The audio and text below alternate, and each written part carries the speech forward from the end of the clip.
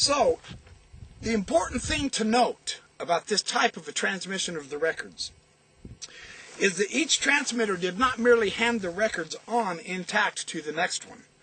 Every one of the succeeding editors did something to them. They abridged, they annotated, they explained, they translated. They were doing what he could to make the ancient words more comprehensible to his own age and the people who should come after the prophet. Thus, a large part of the book of Ether consists of Moroni's own reflection on the marvelous way in which the divine word has been fulfilled, making Moroni's Ether Deutero-Isaiah. Yet for all of that, it is still the book of Ether. That's important to understand. Why then should we not recognize the same process of transmission with the book of Isaiah and the later editors with that book? The presence of such additions and changes no more disqualifies it as the work of Isaiah than Mormon's redoings of the work of Ether disqualifies that to be the book of Ether.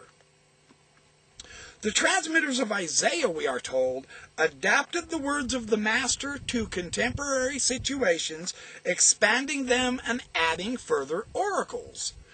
And that is exactly what the writers of the Book of Mormon do. Nephi begins by abridging his father's record, Lehi's record, and then he brings Isaiah up to date. 1 Nephi 19, verses 22 through 23. He explains that without a radical interpretation by him, his people could not even begin to comprehend what the prophets were talking about.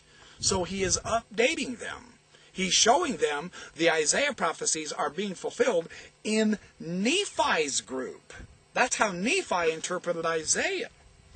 The same thing happened with the Isaiah people, with King Cyrus. Later on, those disciples applied Isaiah's prophecies to their own situation when the Jews returned from Babylon.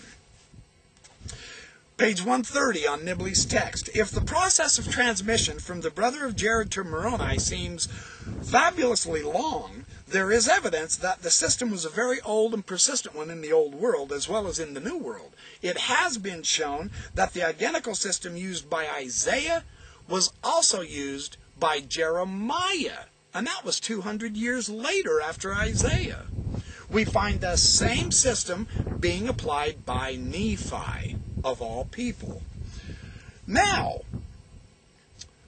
the sealing and the laying away of some of the Dead Sea Scrolls consciously carried on this same tradition, yet again several hundred years later. These writings were added to, altered, prophecies were put in by the teacher of righteousness in these prophets. They made commentaries on Nahum and Habakkuk, and then they sealed these Dead Sea Scrolls up in jars so that they could come forth in a later time. So we see this tradition throughout the history of the ancient Jewish prophets. Very interesting. It goes back to ages long before Isaiah as well, in the other direction, when the Torah itself was deposited in the ark for the very purpose of providing a written witness for later ages. We are told that all of the prophets, here we have a story from the prophets, and all of the prophets teach the same thing. This is why in the Book of Mormon, the pious Jerem says that he doesn't need to bother to write anything down. It's already all been written. That was kind of an interesting situation in the Book of Mormon.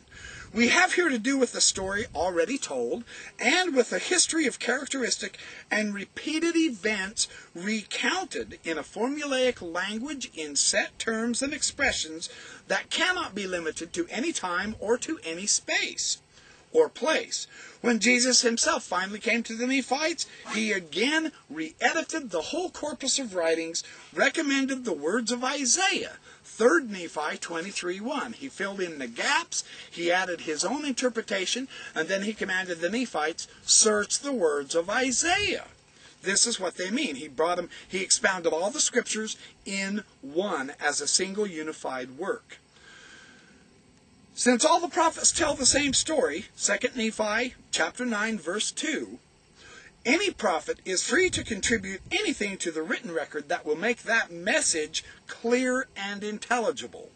The principle is illustrated throughout the Book of Mormon, and indeed by the very existence of the book itself. This Book of Mormon shocked the world with the revolutionary concept of Scripture as an open-ended production, susceptible to the errors of men, and amendable to the correction by the spirit of prophecy.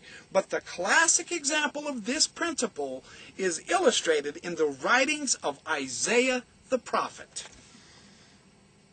Isaiah is simply exercising his prophet's prerogative of clothing his own message in the inspired words of his predecessors when those words suit his purposes, exactly as later editors of Isaiah did for their own generation.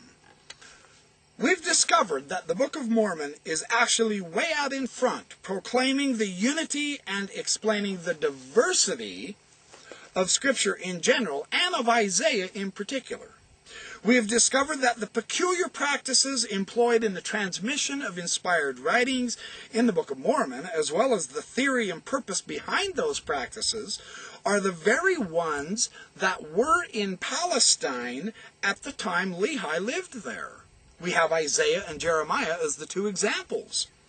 We've come across a great tradition of prophetic unity that made it possible for inspired men in every age to translate, abridge, expand, explain, and update the writings of their predecessors without changing a particle of the intended meaning, or in any way jeopardizing the earlier rights of authorship.